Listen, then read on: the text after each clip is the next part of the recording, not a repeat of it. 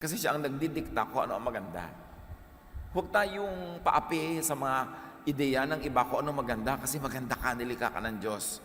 Baka hindi ka lang ang pinapauso ngayon ng mga produkto, ng mga magazine kasi wala silang itinitinda para sa iyo o para sa iyong economic capacity. Pero walang nilikha ang Diyos na pangit. Kasi Diyos ang manlilikha, alam nga namang mali siya. Kahit hindi ikaw ang bet ng mga judges sa contest na sinalihan mo, sumali ka uli next year, iba na yung judges, baka manalo ka na. Di ba? Maraming ganong mga karanasan, natalo nung minsan, sumali uli, nanalo na, kasi iba na yung judges. So, pag may nagja-judge sa'yo, ikaw lang kasi ang judge. Pag may ibang judge, siguradong wonderful ako. Depende yan eh. Psalm 139:15-16. Nothing about me is hidden from you. Ang kausap dito, Diyos. But with your own eyes, you saw my body being formed.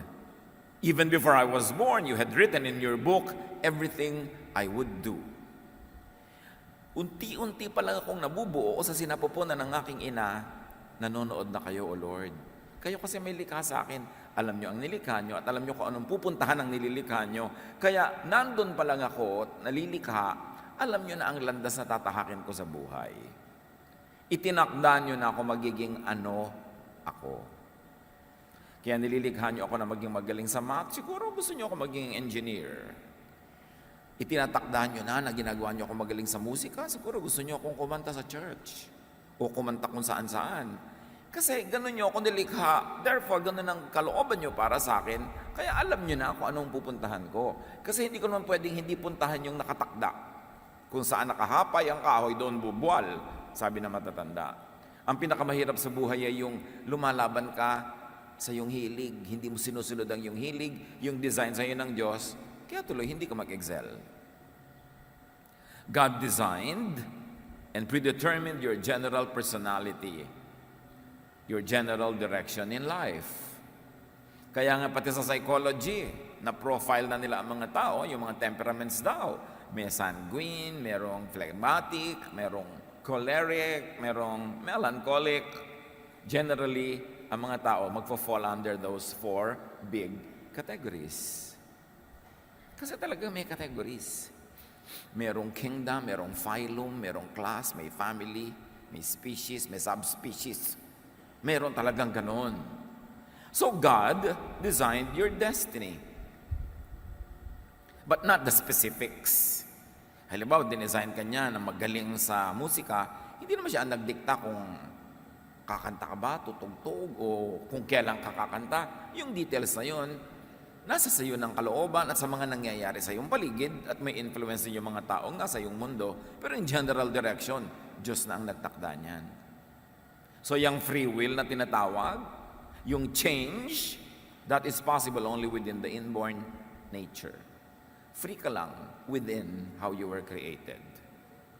So halimbawa, you were created na ang height mo is below whatever, below 5 feet or below 6 feet or whatever the standard.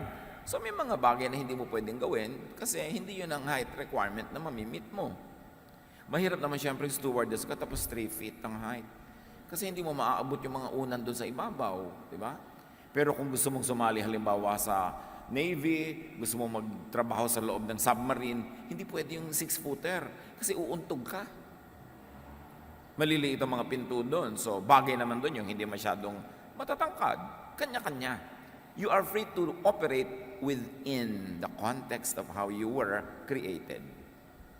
So, ikaw ay cactus, free kang tumubo at lumabay at mamulaklak sa mga tuyo na paligid.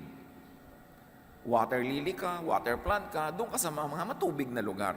So kung nasa tamang lugar ka, ikaw yung magpa-flourish. Kaya hindi nagpa-flourish yung mga tao nasa maling profesyon, nasa maling linya, nasa maling trabaho, hindi sila talaga magiging number 1 doon.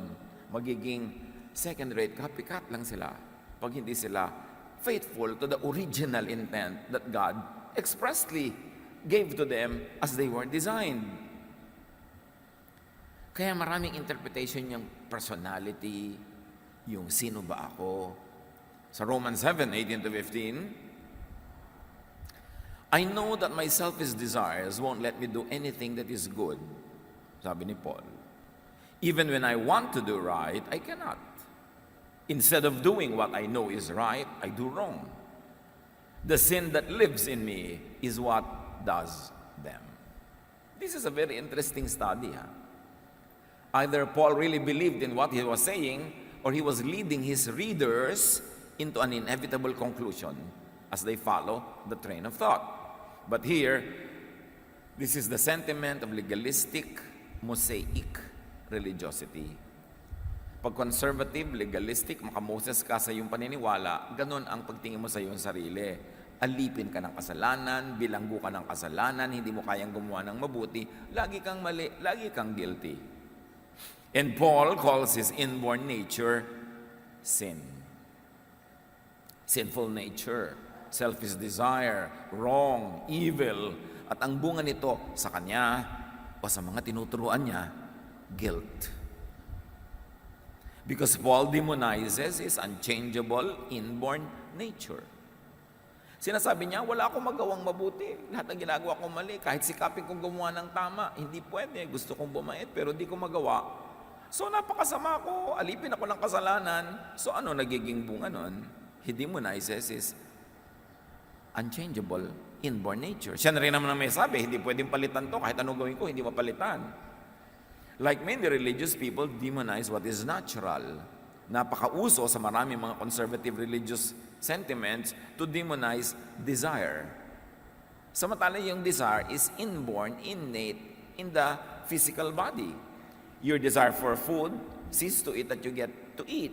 Your desire even for sexual activity sees to it that there is procreation among the human race. Kasi mahirap yata yung sexual activity na kung hindi yan desirable, nobody will do it kasi nakakapagod. So, minamasama lahat yan ng mga makamoses, ng mga conservative religiosities. At yan ang ine-essay ni Paul sa kanyang mga katuruan. Kung talagang naniniwala siya doon, o device lang niya yon para pumunta sa gusto niyang tumbukin na usapan, that is known only to him. Romans 7:21-23 sa pagpapatuloy ni Paul, the law has shown me that something in me keeps me from doing what I know is right. But in every part of me, I discover something fighting against my mind. And it makes me a prisoner of sin that controls everything I do. So sinasabi niya, mayroong isang batas na umiiral sa aking kalooban, sa kaibuturan ng aking puso, na nagsasabi sa akin kung anong tama. Pero bawat bahagi ng aking katawan, kinakalaban yung tama na iniisip ko kasi ang gusto ng katawan kong gawin, yung mali. So anong bunga niyan? Nagiging bilanggo ako ng kasalanan. Paul was talking about the contradiction between what he knew was right and what his body naturally does. Sabi niya, malinaw sa aking isip, na akto lang ibig sabihin ni Paul ito, malinaw sa aking paniniwala, malinaw sa aking kinagis ng katuruan, malinaw sa nakasaksak sa utak ko na standard of what is right and wrong, malinaw doon kung anong tama. Pero pag tinignan ko ang bawat bahagi ng aking katawan at ginagawa ko araw-araw, yung mali ang ginagawa ko. So may gera, yung iniisip ko at pinaniniwalaan kong tama at dapat sa katotohanan ng buhay ko na totoong nangyayari. Paul's natural self and mind and belief about what is right fight each other. So there was constantly a warfare because there is a warfare mindset. Alam niyo yung mga nalahian, nabahira, naturuan ng conservative religiosity influenced by the hatred of the Greeks to anything material or that belongs to the body because they only want the spiritual world. Anything like that, laging naka-warfare mindset. Kalaban ng aking espiritu ang aking tiyan na matakaw. Kalaban ng aking espiritu ang aking katawan na gusto magpahinga at masarapan. Kalaban ng aking kabanalan, ng aking mga sexual appetites. Laging pinaglalaban yan. This is very Greek, which influenced many New Testament Christians and even Old Testament Jews. Ang bunga ng ganitong pag-iisip, stress, and of course, inevitable defeat. Lagi kang talo. Kasi, minamasama mo yung natural, yung natural ang laging mananalo dahil yun ang natural, So yung ideya mo, your concept of spiritual perfection, your concept of unachievable morality will always lose. So you will be divided. You will be confused. That's why many religious people are depressed. Kasi depressive isipin na lagi kang talo. Pero kung magiging totoo ka sa sarili, if you judge yourself according to the standards of religious morality, lagi ka talagang talo. Here, Paul equates the law with what is good, and therefore with God. And then he equates his nature as sinful, and therefore bad. That's why he calls himself evil. And if you are in that kind of thinking, you will call everyone else evil. Because everyone else will fail by the standards that are in your mind. And even in their own minds. Kaya maraming religious systems nakadevelop ng coping mechanism dyan confession. Total, lagi mo rin naman ginagawa, bibigyan kita ng way out of guilt, confession. At naging malaking negosyo rin yung confession na yan. Kasi, ang mga tao, kahit sa mong ilublob na relihiyon, pare-pareho lang yan ang gagawin at iisipin araw-araw. Kahit ano pa ang relihiyon nila. And since Paul observes that this sinful nature prevails anyway, he thus considers himself a prisoner of sin. Is that how you consider yourself? A prisoner of sin? A hopeless sinner? Laging loser? Laging guilty? Laging masama? Kaya mga ibang tao sasabihin nila, pasensya, tao lang. This tao lang can be positive. It could be a way out of guilt. It could be a coping mechanism. But it would also be negative when you say tao lang in the sense na tao lang ako, therefore talo talaga, therefore masama talaga. Samantalang sinasabi ng Psalm, I am wonderfully made. So pag sabi mong tao lang ako, to mean talagang masama ako, marumi ako, hindi totoo that you were wonderfully made. So Paul problematizes what controls him, the way he was designed, his nature. And when you problematize your own nature, you will have a lifelong problem because your nature will never leave you because you are your natural self. Paul fights his nature and destiny. Therefore, it will be a lifelong stress. Romans 7:24. What a miserable person I am. Who will rescue me from this body that is doomed to die? That is why I was proposing that we look at Paul two different ways. One, did he believe in what he was saying, that he was really inherently evil and hopeless? Or he was engineering the discussion to get to the heart of the matter. Yung pag ganyan ang pag-iisip mo, pag ginadjudge mo ang sarili mo, sinusukat mo ang sarili mo by these religious standards, miserable ka. At dahil miserable ka, sinong makakapagligtas sa iyo sa misery na yan? And of course, Paul was driving at Jesus. He was bringing the topic to Jesus. He was making you know and feel that you're helpless so that you will look for help in the right place, and that is in Jesus. Ang galing niya magsulat. Paul thinks he fails miserably. Of course, he would think that if he really believed in what he was saying. But what if he was saying that, not because he believed in it, but because that was the belief of his readers? And going along with the discussion of Paul, it is inevitable for you to end at his prescription, Jesus. Na yun ang sagot sa hopelessness mo. Paul realizes his salvation, Jesus, which really is Jesusness. See Jesus, the person. Jesusness is the ideal, the whole teaching, the whole essence of Spirit that was revealed in Jesus. And it is possible that Jesusness could be revealed, could be expressed, could be understood and enjoyed even in the context outside of Israel, outside of Christianity, because Jesusness is the idea and it can live in anybody. So may Jesusness din sa mga non-born again Christians.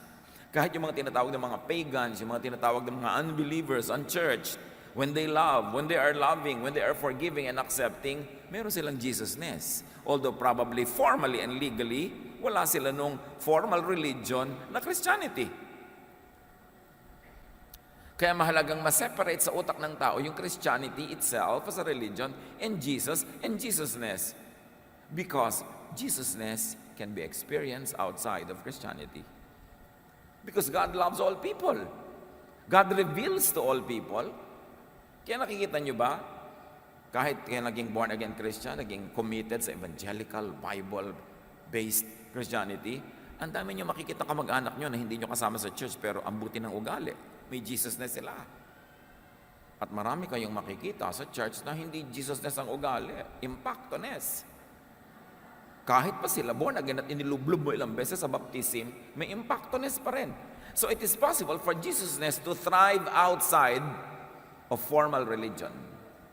Siyempre, press release lang ng mga religion, sa kanila lang may salvation. Para doon ka mag-member at doon ka mag-ambag. Pero pwede bang ikulong ang Jesusness sa wall ng church, ng anumang relihiyon? That's why it's important to understand the spirit of Jesusness. Jesus is the person.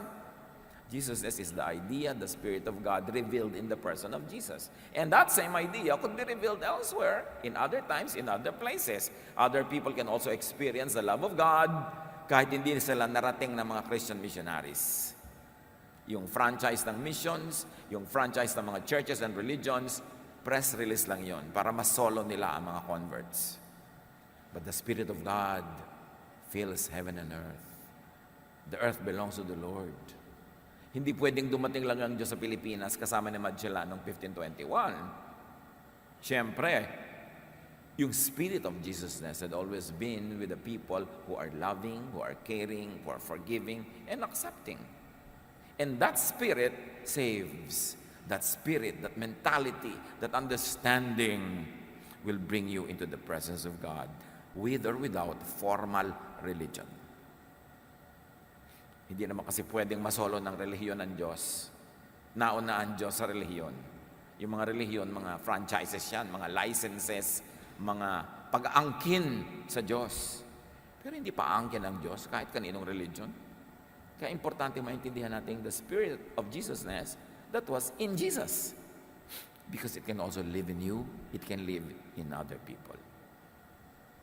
So, yung sinasabi ni Paul na napakasama ako, wala akong pag-asa. Is it a Pauline belief? A Pauline teaching? Or just a Pauline device to drive his readers and his listeners to the inescapable conclusion that outside of Jesus, they will only be in Moses, they will only be in legalistic religiosity, they will always be condemned. But clearly, Paul believed and taught grace. Paul believed and taught life through Jesus. And he very clearly also taught death through Moses, through the law. Sa lahat ng nagsulat dyan sa collection ng New Testament, napakalinaw ng pagkakaunawa ni Paul sa binigay ng Diyos na kaligtasan sa mga tao through Jesus and Jesusness. Now, the general essence and direction of individual personality is predetermined by unique inborn traits. Balik tayo sa yung natural self mo. Yan kaya ang tinatawag nila na genetic configurations, na talagang ikaw ay ikaw. Yung sinasabi na matatandang ang mangga ay hindi mamumunga ng santol, na madalas ay tinitingnan nila ang magiging ugali mo pag tinignan nila ugali na yung magulang at mga ninuno. There is a basic foundation that determines the general design, and only details and finer points could be altered or improved. Nilikha ka, yun ka na. So, sabi nga, even before I speak, you know what I will say, you know my thoughts. Kasi yung lumikha sa'yo, alam niya ang design, therefore alam niya ang yung tendency. Alam niya kung ano ang iyong magiging hilig. So nililikha pa lang ikaw ng Diyos, alam na niya, nako, itong nililikha ko na to, lagi itong magkakakanta, magtututugtog, kasi ito ang pagkakalikha ko sa Kanya. Itong nililikha ko na ito, magiging scientist, kasi nililikha ko siyang maging ganyan. Ito magiging charitable, ito magiging matipid ito, magiging laging siya yung nagsisave, ito naman magiging gastador to. Ganon. So, kaya lang pag naging mag-asawa yung dalawa, World War III. Pero, hindi na yan naiiba. Pastor, i-counsel niyo po ang asawa ko para magbago. Magpalit ka na lang ng asawa, mas madali. Kesa palitan mo yung ugali ng asawa mo. Ayoko po magpalit ng asawa. Yung pala, di tanggapin mo. Pero huwag kang may asawa tapos pinipilit mong ibahin. Magiging magulo buhay mo, magiging magulo ka rin sa kanya, magkakagulo-gulo kayo. Yan na yan, as is, where is. Mag-adapt ka, mag-adjust ka dyan. Intelligent people adjust. Kasi, hindi naman nababago ang tao. Mito lang yun. Bakit po nung na-born again yung isang pinsan ko, bigla nagbago? Pag-usapan natin yan maya-maya. Itanong mo kano nangyari after 6 months. That is why Psalm 139 verse 4 says, before I even speak a word, you know what I will say. Kasi kilala ka ng Diyos. Pagka ganito, magagalit yan. Pagka ganito sinabi mo, papautangin ka niyan. Alam ko ugali niyan. Ganito siya. At pag pinagsama-sama mo lahat yung mga nilikha ko na yan, magkakaroon ng kumpletong pamilya, kumpletong community, magiging colorful and beautiful. Gusto mo ba lahat ng kasama mo, kamukha mo, kaugali mo? Kaya nga sa church, iba-iba yung gift na binigay para pag nagsasama-sama tayo, kumpleto rekado. Alam nga naman ang luto, puro bawang. Siyempre, gusto mo mag-isa, may bawang, sibuyas, kamatis. Para masaya. Ganun ang buhay. Iba-iba ng papel.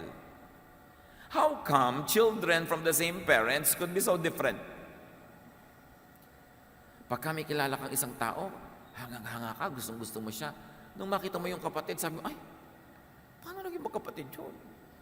O kaya meron naman isang taong diring-diri ka sa kanya, yung hindi mo siya maintindihan. Nung makita mo yung kapatid, wow, biglang hanga ka. Kasi hindi lahat ng magkakapatid pare-pareho. How come children could be so different from their own parents? Genes. Ang sagot ng science dyan. Sabi ng matatanda, lahi, dugo. Kasi, nananalaytay sa ugat mo, nasa dugo mo, nasa every single cell of your body, yung genes ng lahat ng mga lolo't lola mo, both sides, sa father side and mother side, pabalik kay Adan at Eva, nasa iyo yan. Ngayon, kung kaninong ilong ang mananalo at lalabas dito sa isang kapatid mo, Diyos lang ang nagda-assign nun. Kaya may mga magkakapatid na magkakaiba ng ilong. Mayroong magkakaiba ng buhok, may kulot, mayroong straight, mayroong magkakaiba ng talent. Kasi ang dami yung lolo't lola na pagkukunan, nagko-combine, nagsasama-sama sa isang tao, nagiging individual tuloy siya.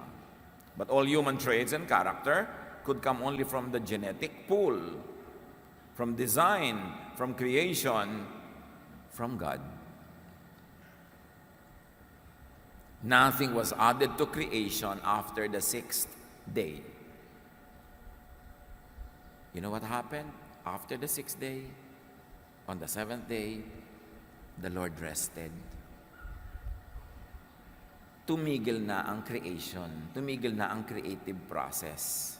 So, ibig sabihin, after the 6th day, nandun na lahat ang genetic pool ng lahat ng tao sa lahat ng panahon. Creation stopped. And after creation stopped, recreation na lang ang nangyari. Nagkakakombi-kombinasyon. Kaya kahit sa 2 taong Adan at Eva, biglang nagkaroon ng may maitim, may maputi, may dilaw, may kulot, may straight. Kasi nasa kanila na mismong katawan lahat ang genes ng buong sangkatauhan na habang may mga nagsasamang lalaki at babaeng nakaka-create sila ng isang bagong individual, namimili lang ang Diyos kung alin pipitasin na gene, alin dito, alin doon at ilalagay sa individual na ito. Kaya ikaw yon, and you are wonderfully made. Paul talks about that. At napakarami pa sa Bible, directly and indirectly. Now, plant and animal hybrids can be created by crossbreeding. Alam niyo yon? Nakakita na ba kayo ng bougainvillea na ang bulaklak sa isang tangkay, may violet, may dilaw, may pula? Kasi pinagsama-sama ng crossbreeders, ng plant breeders, yung mga genes ng iba't ibang bulaklak na may iba't ibang kulay. Nakakreate ng ibang individual. Crossbreeding. Plant and animal hybrids can be created by conditioning na tinatawag ng iba na evolution. Sa pagtagal ng panahon, lagi kang nasa tubig, lagi kang nakasa tubig, nakadevelop tuloy ng gills yung mga animals sa pang tubig. But that's already in creation. Wala namang giyera dapat ang creation at evolution. Kasi after creation, puro na recreation, recombination, reconfiguration. Kaya yung mga nagtatrabaho halimbawa sa mga toll gate na nag-aabot ng ticket, nagbabayad, kung pagtatrabahuin mo siya dyan ng 300,000 years, hahaba ang kanang kamay o kaliwa para madali niyang maabot. Siyempre nag-a-adjust ang creation na tinatawag nila na evolution. Galing din yun sa Diyos, hindi yung kontra. Nag-a-adjust lahat. Tingnan yung halaman. Paso. Nakaharap na ganyan lagi sa araw yan. Subukan yung italikod yung paso. Bukas, unti-unting lumilingon uli yung mga dahon patungo sa halaman. Di ba? Mamaya isang linggo, nakaharap na sila uling lahat. Ikaw naman sa dista, inikot mo na naman yung paso. So yung halaman, pagod na pagod ka adjust, pero babalik at babalik yan kung saan siya nakakakuha ng araw. Iyon, all in one day, all in one week, nakaka-adjust. Padaanin mo pa ang 1,000 taon. People adjust. All new traits are actually old, except that they were not visible at once. Yun ang tinatawag nila kumisan na recessive genes. Nananalo yung dominant genes, pero kapapalit-palit ng mga kombinasyones, lalabas din sila. Lahat ng evolution, mutations, reconfigurations could have only come from the same genetic pool because God created everything. Except that not each and every one of those creations were visible all at once at the same time. May panahon na lalabas yun. Kaya wala namang dapat giyera yung creation and evolution. Lawakan mo lang yung pananaw. The earth is the Lord's and everything in it. At dapat i-consider mo that sometimes Bible language is poetic. Literary creation yan. Hindi ka naman dapat laging literal para ma-accommodate mo yung mga sinasabi ng reason, even ng science. So everything and everyone in all combinations and reconfigurations must have pre-existed invisibly until they were made visible. Nandun na yan, hindi pa lang lagi visible. Tulad ng isang bata. Kuminsan yung isang bata, straight na straight ang buhok. Pagkasilang, pagkatapos pagka nagna 9, 10 years old na, sumusimula ng kumulot. Sabi mo, ayan, lumalabas na yung buhok ng ama. Meron naman nung isilang kulot-kulot, nung nagiging teenager, tumawid yung buhok. Kasi dati nang nandun yung tuwid na buhok na yon, kaya lang ang nakalabas pa lang sa simula yung kulot. It takes time for reality to manifest itself in the material world. Kuminsan ang lusog-lusog, tapos pag nag-30 years old, ayan, lumalabas na yung sakit ng ama. Ang ama kasi niya, nung 30, nagkaroon na ganun sakit. Pero hindi laging lumalabas agad. Yung mga ganyang katotohanan pre-existed invisibly until they were incarnated. Like the Word, Jesus pre-existed in the spiritual realm before the incarnation. Pero hindi pa lumalabas siya in the body, ibig sabihin wala siya. Nandun siya sa ibang dimension, pero pag niloob ng Diyos na ilabas na sa ating physical, earthly dimension, doon pa lang natin nakikita. Ephesians 1:4, even before He made the world,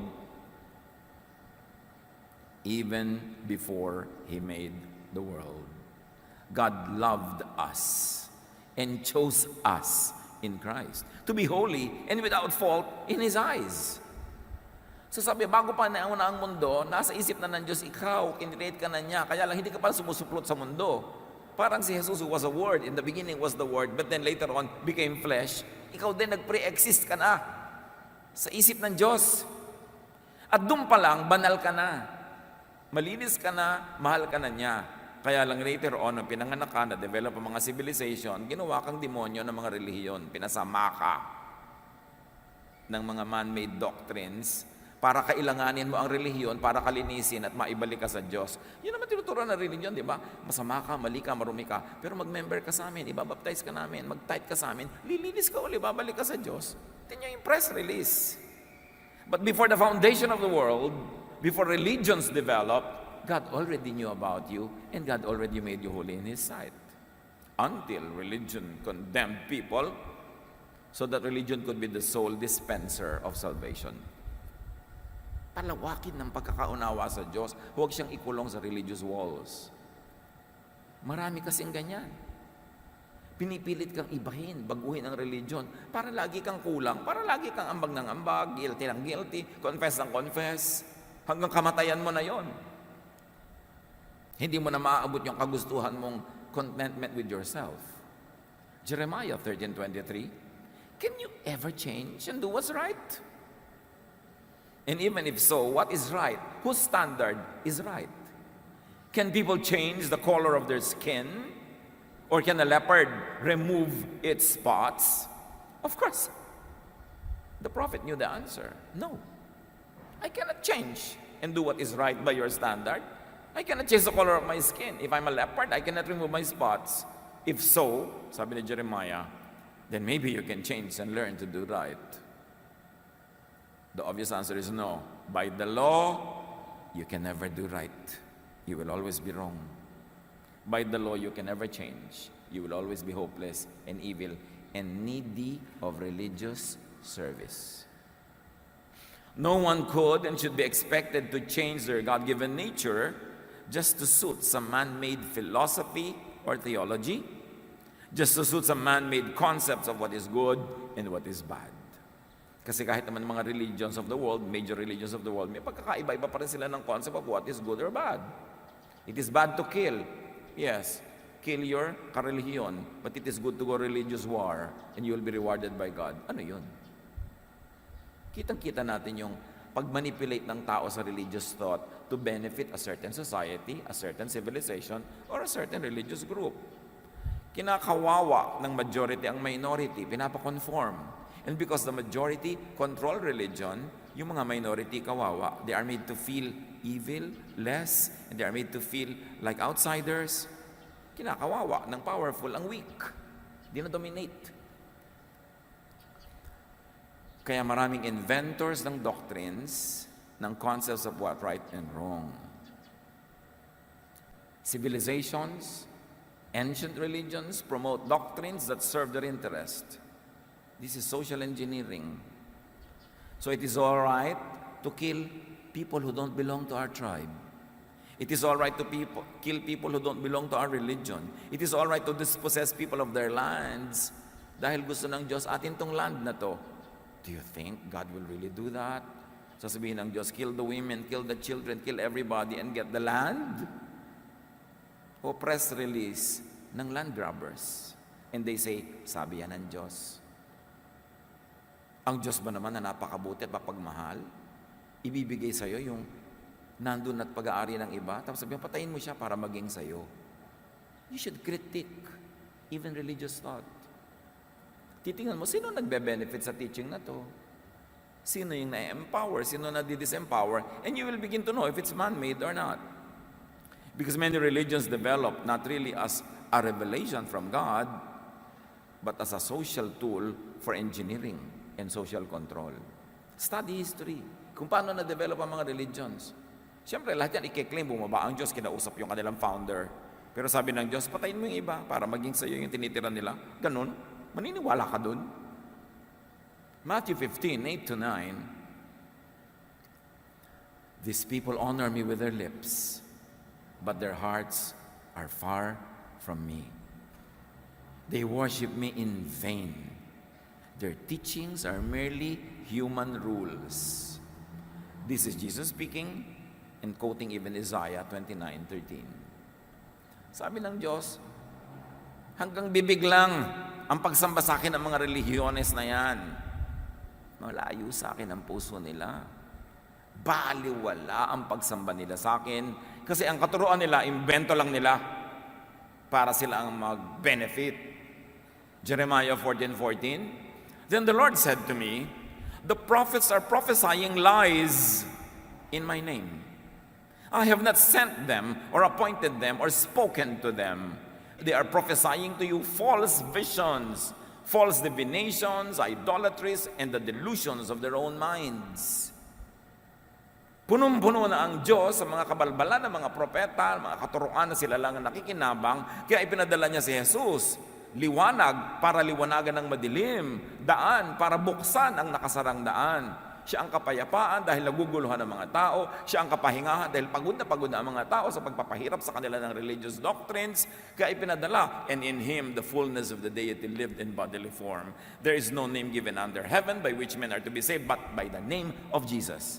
Because it is Jesus that reveals the true heart of the Father. Because the Father had been so misrepresented by religions for so many generations that people no longer knew God. They only knew the image, the false image of God created by religions.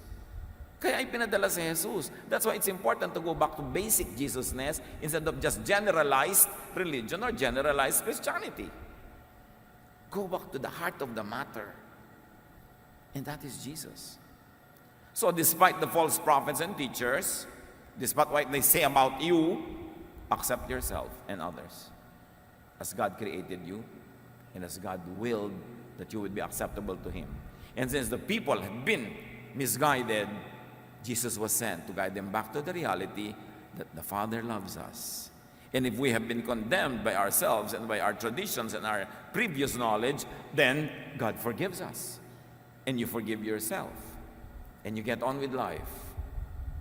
Do not reject people's realities because of invented religious teachings. Yung un-Jesus teachings. Nakita nyo yung un-Jesus teaching? Ito ang babae, nahuling nagkakasala, batuhin hanggang mamatay. That is the Moses teaching. Pero hindi siya ipinabato ni Jesus. Sabi niya, yung walang kasalanan, maunang bumato. In other words, hindi siya pinabato. That is Jesus. Ibang-iba. So dapat malinaw ang pagkakaunawa natin kay Jesus. Huwag natin siyang ihalo sa iba. Kasi ipinadala siya. Sitting at the right hand of the Father, continuously interceding for His people. Accept yourself and others. And if you want to improve, that's good. But improve and change within your natural limits. You cannot be who you are not.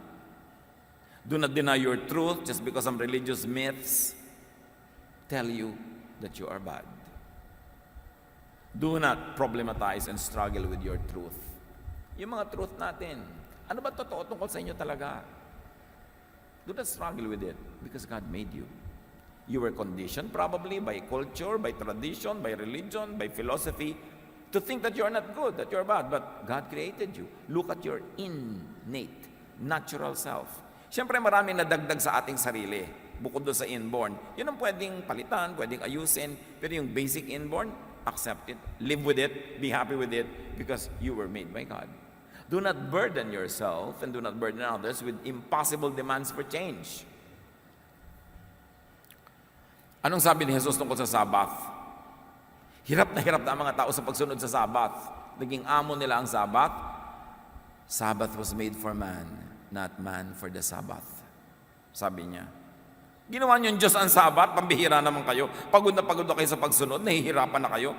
Gusto niyo nang gumaling, pero bukas na lang kasi Sabbath ngayon. Gusto niyo kumain, hindi kayo kakain dahil Sabbath ngayon, hindi kayo pwede magsaing o magluto. Gusto niyo mamasyal, hindi kayo makapamasyal dahil Sabbath ngayon. Sabi niya, Sabbath was made for man, not man for the Sabbath. It is for your welfare, not to make your life miserable. And apply that, extend that to religion. Religion is to set people free, not imprison them. Religion is for man, not against man. Not man for religion. Pero baligtad, ang 99% ng umaandar sa utak ng mga tao, na-enslave sila ng system. Do not let oppressive and discriminatory standards and laws dictated by the majority, by the powerful, enslave you. Do not submit to groups that demonize your reality. Sasali ka, tapos walang ginawa kundi kastiguhin ka, sabihin masama ka, mali ka, pagiltihin ka, ba't ka sasali? Ba't mo papahirapan ang sarili mo? Kaya nga si Jesus, nagtuturo outside of the temple, not inside.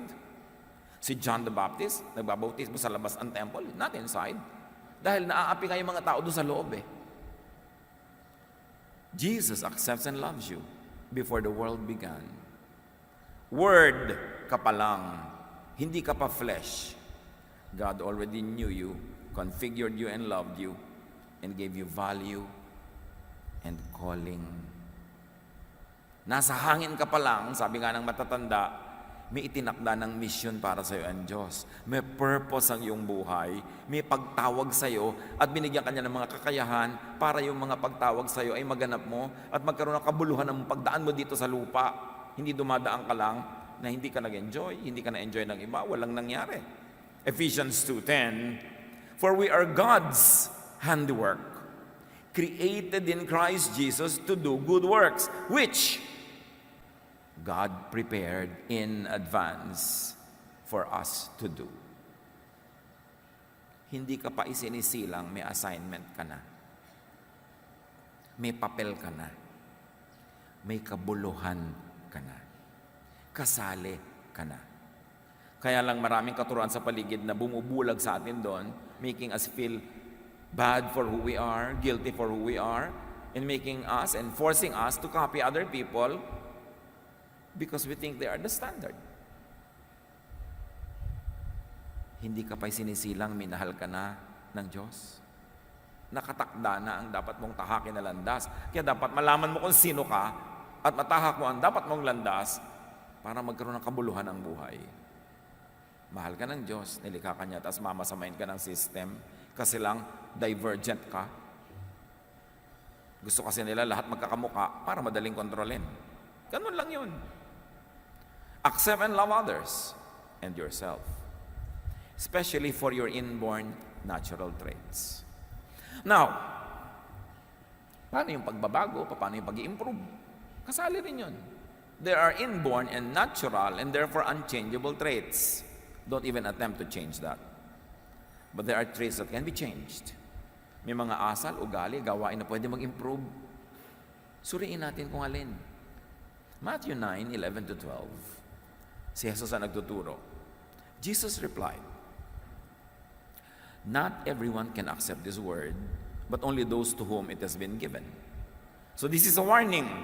Jesus was saying, I'm going to teach you something very important, but something not easy to understand. It can be understood only to whom it is given, only to whom it is revealed. Hindi sinabing ipagdadamot ng Diyos ang kahulugan. Ang ibig sabihin lang, pumwesto ka para tumanggap ka rin, lumagi ka sa tama, ibukas mong yung isip para maintindihan mo itong ituturo ko sa iyo na mahirap tanggapin sa mga nakasarang utak. Sabi niya, not everyone can accept this word, but only to whom it has been given. For there are eunuchs who were born that way. These are certain types of people. There are eunuchs who were born that way. So Jesus is saying there are types of persons who are born that way. Hindi nila nilikha ang sarili nila. Hindi sila nag-decide maging that way. They were born that way. And there are eunuchs who have been made eunuchs by others. O naging eunuch lang yan ngayon kasi nakondisyon, napilipit, dinala doon. There are types of persons who were manipulated to become the person that they are now. And then there are those who choose to live like eunuchs for the sake of the kingdom of heaven. So there are the types of persons who are like that personal choice. Sabi ganon, tatlong uri ang tao ha, yung basic pagkatao niya. Merong born that way. Hindi siya ang nagpasya, hindi siya ang gumawa, Diyos, born that way. Meron naman, iba siya, born another way, but raised in a way that subverted the original design. Nurture. Ni-nurture siyang maging ganito. Pinilit siyang maging ganito. Pinilipit siyang maging ganon. So ngayon, pilipit siya. Hindi siya talaga yan. Napilipit lang siya. So pwede mo yung tanggalin ang pagkapilipit, pero mahirap, masakit at matagal, pero pwedeng baguhin yan kasi hindi naman siya born that way eh. And then there are those who are there, who are like that because they choose to be like that.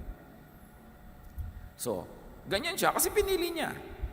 Therefore, pwede ngayon din, ahora mismo, palitan niya yung sarili niya kasi pwede siyang pumalit. Kasi pinili lang niya eh. So pwede siyang pumili ng iba naman. And the one who can accept this, sabi niya, so should accept it. So according to Jesus, people are what they are because of nature, inborn, because of nurture, conditioning, and because of choice. It is their free will that operated. So despite religious experience, sa kabila ng isang katerbang pagka-born again, pagbabasa ng Bible, pag-attend ako ano-ano mga seminar at mga relihiyon, born this way people cannot and will not change unto the idealized, but to them is an unnatural persona. Kahit anong lublob sa relihiyon ang gawin mo sa isang tao, yung born that way will not be changed. Hindi siya mababago. Napaka-unfair at napaka-lupit. Expectan mo siyang magbago, palitan yung inborn nature dahil lang na-born again siya.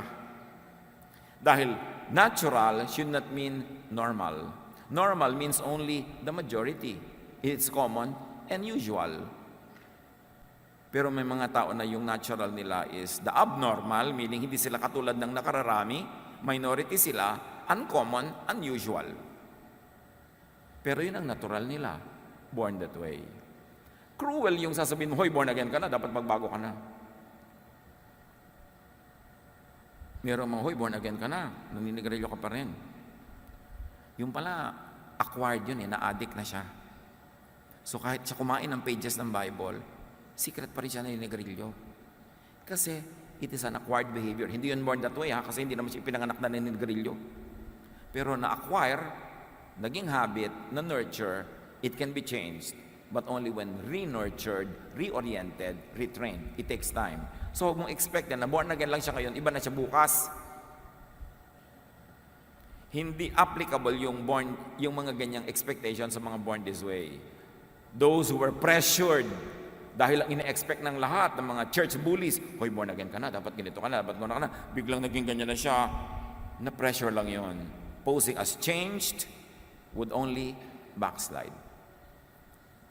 Kaya yung mga dali-daling pinagtetestimony, nagbago po ako, wala tinagka po ang Panginoon, palakpakan ng mga tao, buong luhaan at duguan nila pinapalakpakan, tapos 2 months from now, magbabackslide, pagchichismisan nila.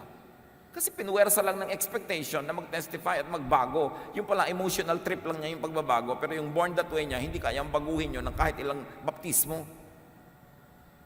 Pagkatapos, i-condemn siya ng church na kahapon lang yung nagbubunyi sa kanyang testimony.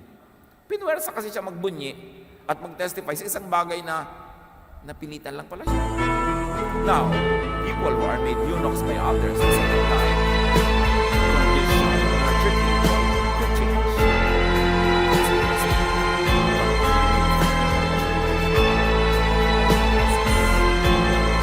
So, kung meron siyang learned behavior, now considered sinful or wrong, hindi yun unlearned.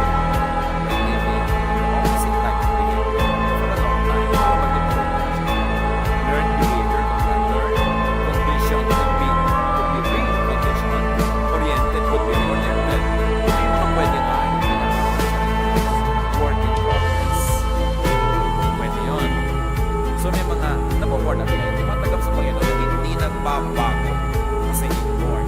Pero namang nagbabago kasi acquired and learned behavior lang. Naging palitan by re-education. This could so easily refer to also to acquired persona, pwede rin siya mag-backslide. Kasi habit, force of habit. So huwag ka masyadong cruel sa na tinatawag na nagba-backslide. Now, the third type, people whose affected personalities were chosen by them could choose to change. Yun yung nagpasya po ako na sumunod sa Diyos at baguhin ang aking buhay. Kaya mong gawin yun because once upon a time, nagpasya ka rin na ganyan ang gawin mong buhay. Choice mo. So pwede mo rin palitan by choice. This change could be quick and sustainable at yan yung dali-daling itinetestify ng iba. Kaya hindi tayo mahilig magpa-testify kasi maraming tao na papasubo. Pagkatapos, pag hindi na nila napanindigan yung testimony nila, lalapain sila ng the same church na nagbubunyi nung nagte-testify sila. So, yun yung talagang pwedeng binago na talaga. I have decided to follow Jesus. Kasi kaya mong desisyonan. Pero hindi ka pwedeng sumunod sa isang bagay na against your inborn nature. Magkukunwari ka lang. Magpapanggap ka lang para aproban at palakpakan ka ng mga tao. At yun ang ayaw na ayaw ni Jesus, yung pagbabalat kayo, hypocrisy. Importante na maintindihan yung tatlong nature na pwedeng palitan. Inborn nature, acquired, na hindi na talaga nature kasi acquired lang, yun ang pwedeng palitan. At yung decided lang, pwedeng to decide against it and to choose another. Jesusness, sets people free from wrong-headed expectations, from judgment, from rejection, and from stress. Why will you judge someone if God made him that way? Romans 7:24-25. Kaya ang ending ni Paul sa kanyang thesis, what a wretched man I am. Gusto kong bumayat pero di ko magawa. Who will rescue me from this body that is subject to death? Thanks be to God who delivers me through Jesus Christ our Lord. So yun ang ending ni Paul. So kahit anong gawin ko, masama ako, mali ako, buti na lang may Jesus na nagsasabing, hoy, guni-guni mo lang na mali ka. If you were born that way, God made you that way, di hindi ka mali. Pero, may mga mali ka talaga because you were nurtured to be that way, then you can reorient yourself. Pagsikapan mo, tutulungan ka ng Diyos para bumalik ka sa true inborn nature mo at umalis ka dyan sa na-influence ka lang. At kung yung ginawa mo, choice mo lang gumawa ng mali, you can easily choose to do what is right. Jesus sets us free to be ourselves. To be free from expectation against your natural self, and to be free from all the pollution and all the manipulation done by mis-nurture, and to be free from all the wrong things that happen because of our wrong choices. So accept, appreciate, celebrate how God created you and every other person, not only you. Do not fight with the Maker to conform to man-made standards and expectations. Sa Bible mismo, sinabi ng Diyos, huwag kayong makinig sa kanila, imbento ang mga katuruan nila. Paano nyo malalaman kung alin sa ating mga religious beliefs ang imbento lang pala at hindi galing sa Diyos?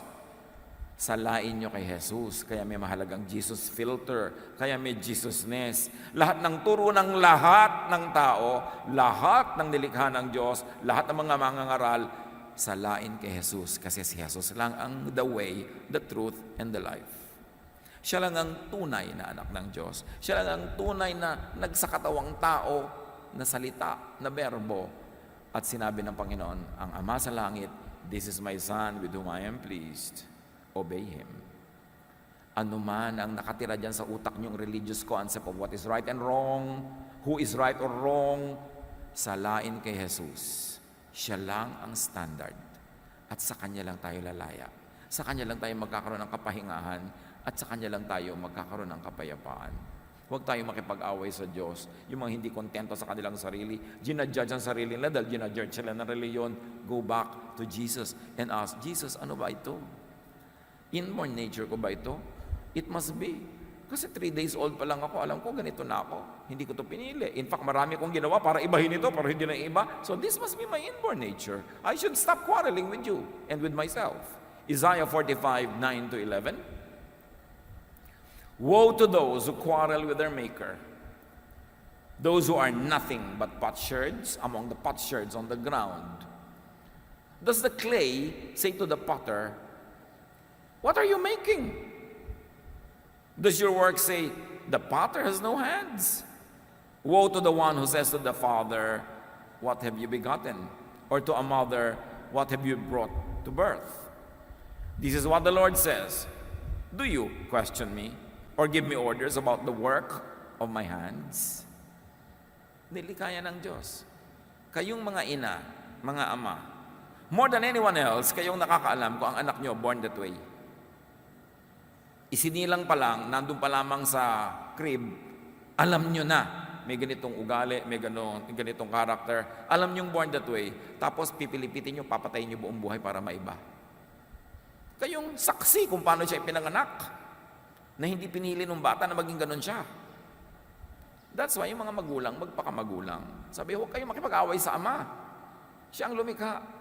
Who or what is your natural self? Suriin na natin mga sarili natin. Inaaway nyo ba ang sarili nyo? Inaaway nyo ang Diyos? Inaaway nyo ang iba?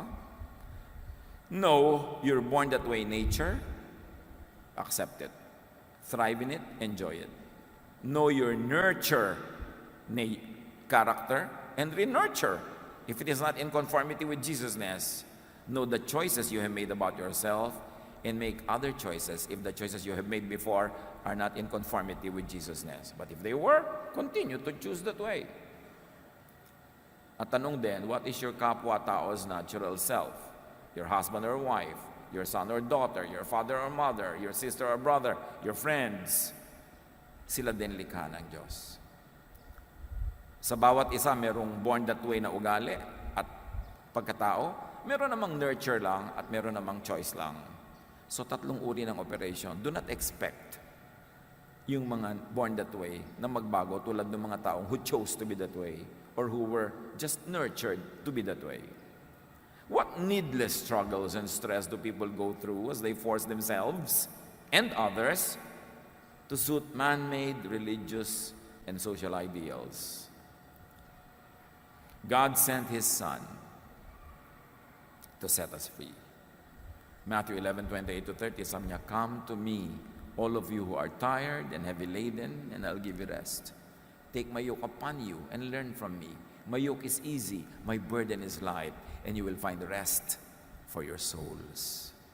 Yun ang gusto ni Jesus para sa atin, rest. So stop contending with your Creator and stop contending with your kapwa creation. If Jesus teaches us to love even our enemies, surely we can more easily love our non-enemies, others, even ourselves, who were born this way, or who are made that way by others, or who were made that way by their own choices. Dear God, teach us to assess ourselves, to know kung anong dapat naming tanggapin sa aming pagkatao at pagkatao na aming kapwa, kung anong pwede naming improvein according to Jesusness, anong pwede naming palitan, kasi pinili lang naman namin, therefore pwede naming piliing palitan. Ipakita mo sa amin kung paano kami nagiging malupit sa kapwa by insisting that they become what we think they should be. Maging sa aming sarili, nagiging malupit din kami. Set us free from these mindsets. Liwanagan mo ang aming isip. Dalhin mo kami sa tuwid at tamang daan. At pairalin mo ang Jesusness in our lives.